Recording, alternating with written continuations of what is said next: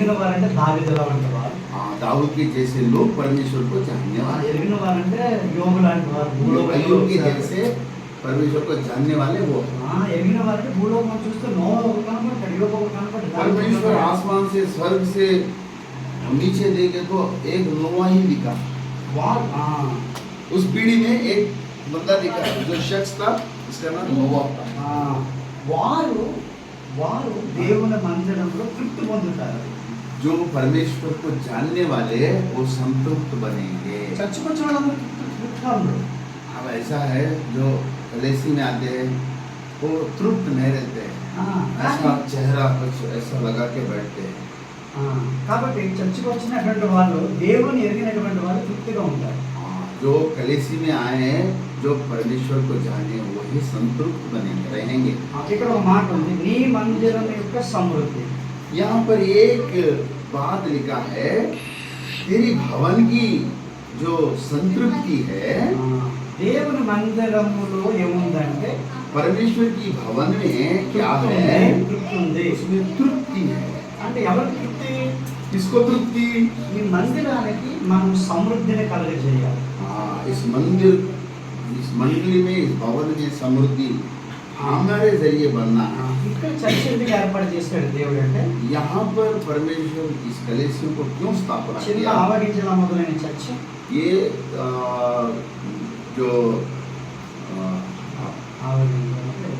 सरसों का जो बीज है वैसा एक छोटा सा ये है। ఓ మహావృక్షం, పెద్ద మహావృక్షం. आने वाले दिनों में ये बहुत बड़ी वृक्ष बनेगा। హల్లెలూయా. हालेलुया। చిన్న ఆవగింజల మొదలైన చర్చ सरसों का बीज के जैसा ये मंडली మహావృక్షంగా మారాలంటే एक दिन इतना बड़ा मंडली बनेगा, हर कोई अचंभित हो जाएगा। ఈ మందిరానికి సమృద్ధి చేకూర్చాలి. जब मंदिर भवन में हम हमारे जरिए भवन में समृद्धि संतृप्ति సమృద్ధి बनाना, చేకూర్చడము దేవుడితో మన పని. परमेश्वर हमको संतृप्ति देता है। మందిరానికి సమృద్ధిని కలుగజేయడము దేవుడితో మన పని. ఇద్దరం కలిసి చేయాలి, దేవుడు మనము. ये हमारी पार्टनरशिप है, परमेश्वर और हम दोनों करने वाले चीज है। मंदिर जो भवन में संतृप्ति और समृद्धि दोनों के जरिए बनता है। అటువంటి వారిని తృప్తిపరచడం, వాళ్ళ కుటుంబాన్ని, వాళ్ళ ఫ్యామిలీని, వాళ్ళ జీవితం वैसे भक्तजनों को परमेश्वर हमेशा हरियाली खुशहाली से भर देगा। హల్లెలూయా. హల్లెలూయా. అసలు మందిరం అంటే ఏంటి? असली में तो भवन के मतलब क्या है? సజీవరాలు. ये लिविंग स्टोन्स है, సజీవరాలు మందిరం. चट्टान है। చర్చిల మందిరం కాదు, ये जो भौतिक मंदिर सीमेंट से बना वो मंदिर नहीं है, ఇవన్నీ మందిరాలు కావు. ये सब मंदिर नहीं है, ఆ పెద్ద దేవాలయ మందిరాలు కాదు. वो भवन नहीं होता। ఎవరైతే యేసుక్రీస్తు రక్తం ద్వారా సజీవరాలుగా ఉంటారో, जो परमेश्वर के लहू से अपने आप को धोया है वो भवन, परमेश्वर के भवन। ఆ సజీవరాళ్ళకి మనం ఏం కలగజేయాలంటే వృద్ధిని కలగజేయాలి, సమృద్ధిని. वो जो जिंदा जीवित चट्टानों को हम समृद्धि दिलवाते हैं। ఎలా కలగజేస్తామంటే రెండు మాటలు. कैसा उनको समृद्धि दिलवाते, दो बातों से हम सुनेंगे। మనమందరం కూడా हम सब मिलकर దేవాలయంలోకి కోర కుమారులాగా అనేక మందిని మందిరంలో తీసుకురావాలి. हम परमेश्वर के भवन में अनेक लोगों को परमेश्वर की सन्निधि में हम लेके आना, ये हमारे जिम्मेवार बनता है। కోర కుమారులు అంటారు, पूरब के जो बच्चे हैं वो ये बोलते हैं कि నీ మందిరంలోనికి మేము అనేక మందిని తీసుకొచ్చామంటారు. तेरे भवन में अनेक लोगों को हम लेके आए। మనం ప్రార్థన చేయాలి కదా, हम साथों साथ मिलके प्रार्थना करें ఉపవాసం ఉండాలి, और उपवास रखें చుట్టుపక్కల సువార్త చేయాలి. और समाचार आजू बाजू में सुनाएं। మనతో పాటు అనేకమైన మరి మందిరానికి కూడా ఇతరులు కూడా మరి దావీదు వలె, కోర కుమారుల వలె ఆదిమ సంఘం తీసుకురావాలి. हम दाऊद के जैसा और कोरह के संतान के जो बच्चे हैं उनके जैसा मंदिर में, भवन में अनेक लोगों को हम भरे। దీనికి ఒక ప్రార్థన, ఉపవాసాలు, సువార్త इसी చేయాలి. के लिए हम सब मिलकर प्रार्थना करेंगे और उपवास रखेंगे। అప్పుడు అలా తీసుకొచ్చినప్పుడు మందిరానికి ఏమొస్తుందంటే సమృద్ధి వస్తుంది. ऐसा करने से भवन में समृद्धि हमेशा बसता है।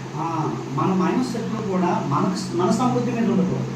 हमारे मन हमेशा हमारे ऊपर, हमारे जिंदगी में जो कुछ भी है उसी के ऊपर मन नहीं लगाना। మందిరానికి मन సమృద్ధి जो भवन में जो समृद्धि है उसके बारे में सोचना ఆ, है। అప్పుడు దేవుడు మనకి సమృద్ధిస్తారు. जब हम परमेश्वर हमको समृद्धि देंगे। రెండో మాట ఒక మాట చెప్పి ముగించేస్తాను. दूसरा और एक मुद्दा है उसके ऊपर दृष्टि लगा के ఎఫెసీయులకు समाप्त- రాసిన పత్రిక एफिसियों का लिखा हुआ రెండవ पत्री, రెండవ दूसरा अध्याय। अध्याय 20 వచ్చిన లాస్ట్ అండ్ ఫైనల్ दूसरा और 20वां एफिसियों का 2:20 క్రీస్తు యేసే ముఖ్యమైన మూలరాయి ఉండగా అపోస్తలులు ప్రవక్తలు వేసిన పునాదుల మీద మీరు కట్టబడి ఉన్నారు. 2:20 में ऐसा लिखा है और प्रेरित और भविष्यद्वक्ताओं की नींव पर जिसके कोने पर पत्थर मसीहा यीशु स्वयं ही है बनाए गए हो। ఎప్పుడైతే మనము మందిరానికి సమృద్ధి మనం కలిగించాలంటే మొదటి పాయింట్ మనం ప్రార్థించాలి, ఉపవాసం ఉండాలి, ఆత్మల కొరకు భారం కలిగి సువార్త చెప్పి వాళ్ళందరినీ తీసుకురావాలి. అప్పుడు ఆ మందిరానికి సమృద్ధి ఉంది. भवन में समृद्धि बनना है तो हम हमेशा प्रार्थना और सुसमाचार सुनाना और उपवास रखना, इस 3 मुद्दों से ही भवन में समृद्धि बन सकती है। అలాగే ఈరోజు బాప్తిస్మం తీసుకున్నారు. आज हमने सुना है ये लड़का आज परमेश्वर के शरीर में एक अंग बन गया, परमेश्वर के घराने में एक बालक बन गया। वो एक हमारे साथ और साथ సజీవరా అయిపోయింది ఈరోజు. एक जीवित चट्टान बन गया है। హల్లెలూయా. दोनों कौन कौन आप भी आज ही आप दोनों को परमेश्वर के नाम में बधाई। कोई बात नहीं, कोई बात नहीं, चेहरा छुपाना नहीं, ఇలా दिखाना। వీళ్ళందరిలాగా ఇంకా అనేక మందిని మనము ఈ మందిరాన్ని తీసుకురావడం, మందిరం आने वाले